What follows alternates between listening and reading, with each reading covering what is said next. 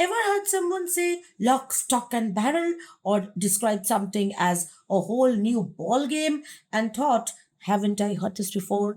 That's because these are cliches, phrases that have been used so much they have lost their spark. But where do cliches come from? The word cliche comes from French. It originally referred to a metal printing plate used to replicate text or images. In language, a cliche is an expression that was once fresh and creative but has been repeated so often it feels tired or predictable. Some cliches started as clever metaphors or quotes but got watered down over time. Take the cup that cheers.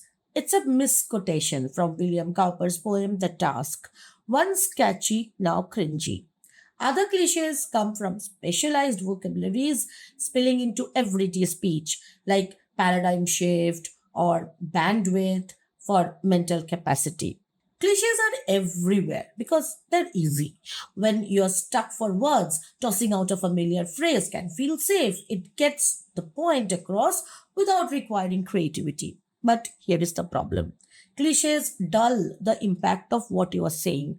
Imagine reading poetry full of lines like the cooling western breeze whispers through the trees. Sounds nice until you realize it's been done to death. Even Alexander Pope mocked poets who relied on such lazy rhymes back in the 1700s. Using too many cliches makes your writing or speaking feel uninspired. Instead of engaging your audience, you risk boring them. The key is to find fresh ways to express ideas. For instance, instead of saying at the end of the day, try rephrasing it as when everything's said and done. Or better yet, come up with something entirely original rather than saying time heals all wounds. Paint a picture of recovery like scars fade slowly, but sunlight finds its way through cracks. And next time you hear someone say, think outside the box, remind yourself there is nothing more inside the box than repeating that phrase.